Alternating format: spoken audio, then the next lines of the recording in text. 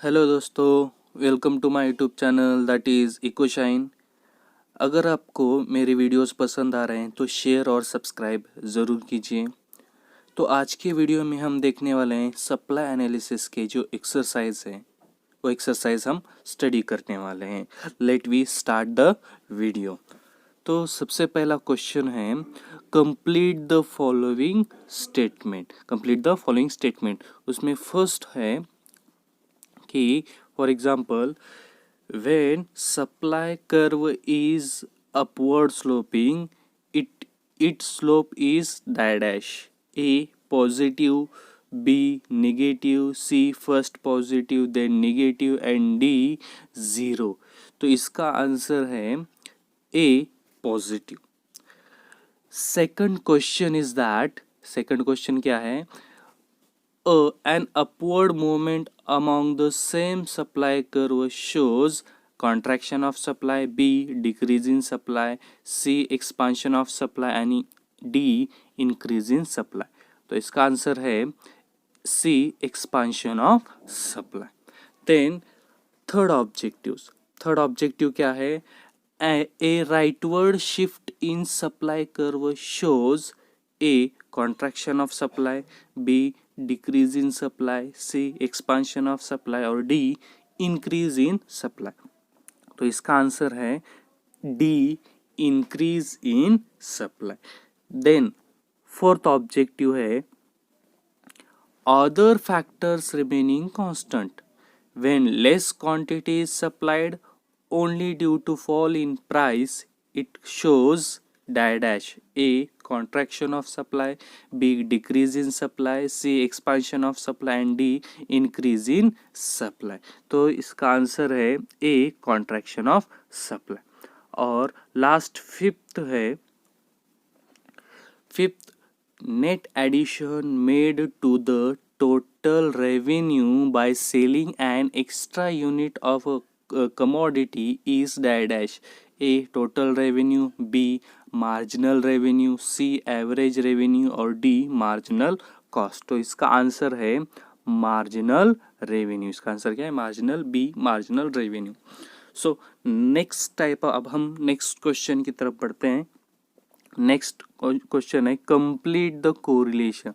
मतलब सेम जैसे कि मैंने क्वेश्चन पेपर पैटर्न में बताया था कि आपको कोरिलेशन कंप्लीट करना है। 3 दिए जाते हैं, चौथा उसमें से कोरिलेशन तैयार करना है। इसके आंसर के साथ मैंने लिख कर दिया है, देखिए, expansion of supply price rises. Expansion of supply क्या है? Price rises. Contraction of supply, box में आंसर दिया है प्राइस फॉल्स। सेकंड है टोटल रेवेन्यू, इसका आंसर के साथ मैंने लिख कर दिया है total revenue price into quantity, इसका फॉर्मूला है। और एवरेज रेवेन्यू का फॉर्मूला है TR divided by TQ। Third है total cost, total cost TFC plus TVC और एवरेज कॉस्ट क्या है? TC divided by TQ। Fourth one demand curve कैसा है? डाउनवर्ड स्लोपिंग है। और सप्लाई कर्व कैसा है?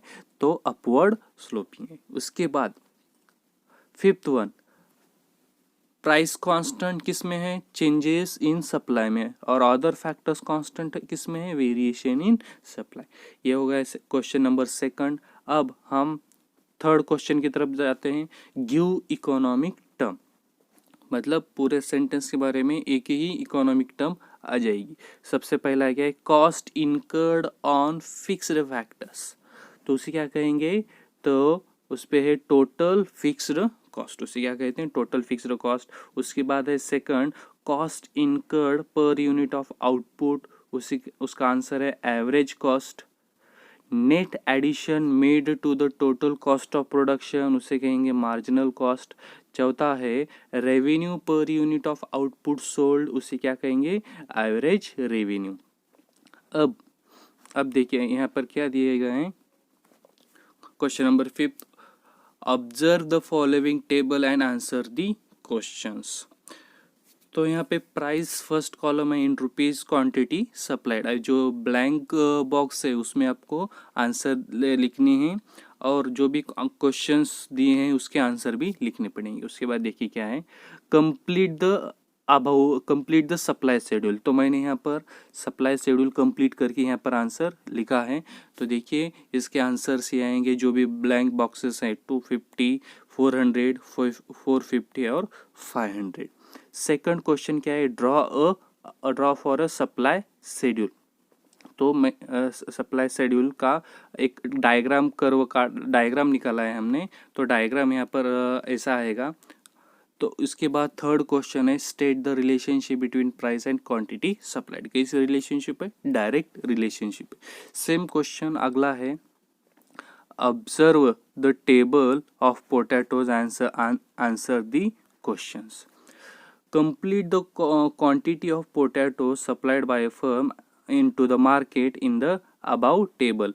तो ये जो टेबल है वो टेबल कंप्लीट करने के लिए कहा गया है। तो इसका आंसर हमने यहाँ पर दिया है 35, 60, अगेन 60 और मार्केट सप्लाई 112। सेकंड क्वेश्चन क्या है, draw the market supply curve to the schedule and explain it.